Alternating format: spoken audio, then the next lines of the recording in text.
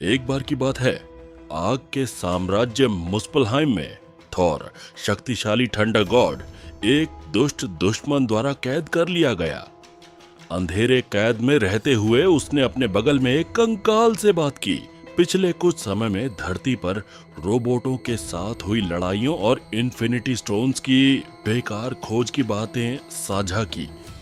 Thor ने कहा, कभी कभी आपको सच्चाई जानने के लिए कैद होना पड़ता है, जिससे पता चलता है कि उसे सर्टर अग्नि दानव का सामना करना होगा। अचानक सर्टर प्रकट हुआ, थॉर की जंजीरों को तोड़ दिया, लेकिन उसे भयानक खबर सुनाई। ओडिन अब असगार्ड पर नहीं है, जिससे वह कमजोर हो गया है। एक दुष्ट मुस्कान के साथ सुरतूर ने घोषणा की कि राग्नारोक आ रहा है और उसे केवल अपनी क्राउन को इटर्नल फ्लेम के साथ जोड़ने की जरूरत है। क्रोध और संकल्प से भरे थॉर ने म्योल्निर को बुलाया, अपने बंधनों को तोड़ दिया और सर्टर के दासों को हराया और उसके मुकुट को अपने ट्रॉफी के रूप में ले लिया। लेकिन जब थॉर ने असगार्ड लौटने की कोशिश की, तो हाइमडाल ऑल सीइंग गार्डियन ने जवाब नहीं दिया। इसके बजाय उसने स्कर्ज को पाया, जो हाइमडाल का प्रतिस्थापन था और एक महिला की नजरों में खोया हुआ था। थॉर ने जल्दी ही सीखा कि हाइमडाल को लोगों का दुश्मन घोषित किया गया है। थॉर ने निराश नहीं होते हुए ओडिन को खोजने का निश्चय किया, केवल यह जानने के लिए कि ओडिन अब एक महल में आराम कर रहे थे। कई महिलाओं के घेरे में लोकी के साहसिक मृत्यु के नाटक को देखते हुए थॉर नाखुश ओडिन की धोखाधड़ी को पहचानता है और लोकी को अपनी परछाई छोड़ने के लिए मजबूर करता है। सुल्टर के मुकुट को ओडिन्स वॉल्ट में भेजने का आदेश देने के बाद थॉर ने वॉलस्टाग से मदद ली, ताकि वह और लोकी असली ओडिन को खोज सकें। जब वे उस रिटायरमेंट होम में पहुंचे जहां लोकी ने ओडिन को रखा था, तो उन्हें पता चला कि यह नष्ट हो गया है।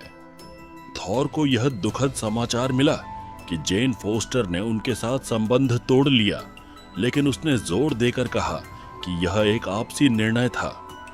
अचानक लोकी को एक अंधेरे ध्रुव में खींच लिया गया, जिससे थॉर के पास एक रहस्यमय पता बचा। न्यूयॉर्क में उन्होंने डॉक्टर स्ट्रेंज का सामना किया, जिसने पहले उनके इरादों पर सवाल उठाया। जब थॉर ने ओडिन को खोजने की अपनी कोशिश के बारे में बताया, तो स्ट्रेंज ने अनिच्छा से ओडिन के स्थान का खुलासा किया, नॉर्वे में, लेकिन चेतावनी दी कि उन्होंने परेशान नहीं करने का अनुरोध किया था। फिर भी स्ट्रेंज ने एक पोर्टल खोला, जिससे थॉर और लोकी को अपने पिता के पास भेजा। वे पहुंचे और पाया कि ओडिन मरते हुए थे, जिन्होंने एक चौंकाने वाला सच बताया। उनके पास एक बहन थी, जिसका नाम हेले था, जो मृत्यु की देवी है, और उसकी कैद ओडिन की मृत्यु के साथ खुल जाएगी। ओडिन ने एक अंतिम प्यार भरा संदेश दिया और ऊर्जा में बदलकर चले गए। थॉर को क्रोधित कर दिया और लोकी को इसके लिए दोषी ठहराया। जब वे शोक कर रहे थे, एक काली परछाई आकाश से प्रकट हुई।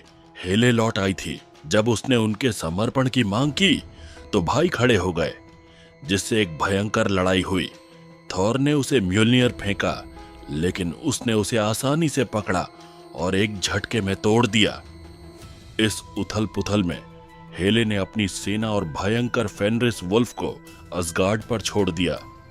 थॉर को बलात्कृत किया गया, जो कि विदेशी कचरे वाले ग्रह साकार पर गिर गया, जहां लुटेरों ने उस पर हमला किया। जब सब कुछ खत्म होता दिख रहा था, तब एक नशे में धुत महिला, जिसे बाद में वाल्किरी कहा गया, आई और उसे बचा लिया, लेकिन पहले उसे बेहोश कर दिया।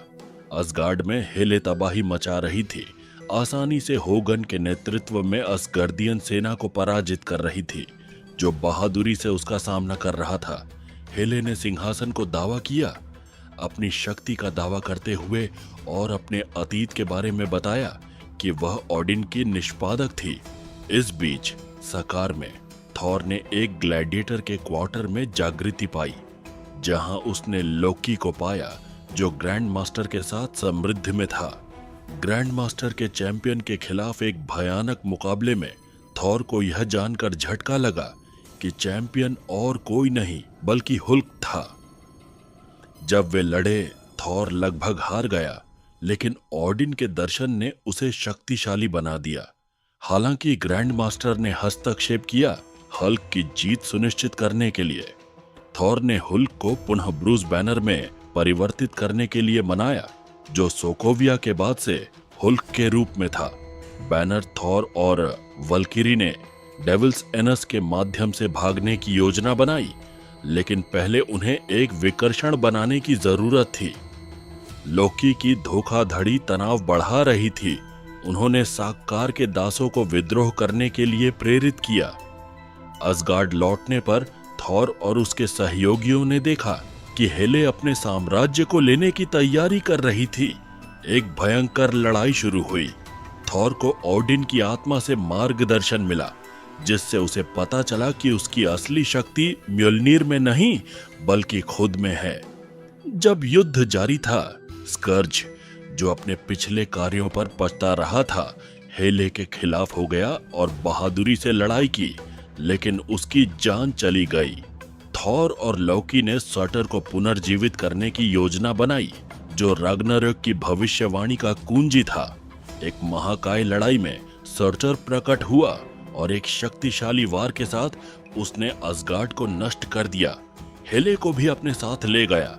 जब उनके घर के अवशेष आकाश में तैर रहे थे, थॉर ने समझा कि असगार्ड उसके लोगों के माध्यम से जीवित रहेगा।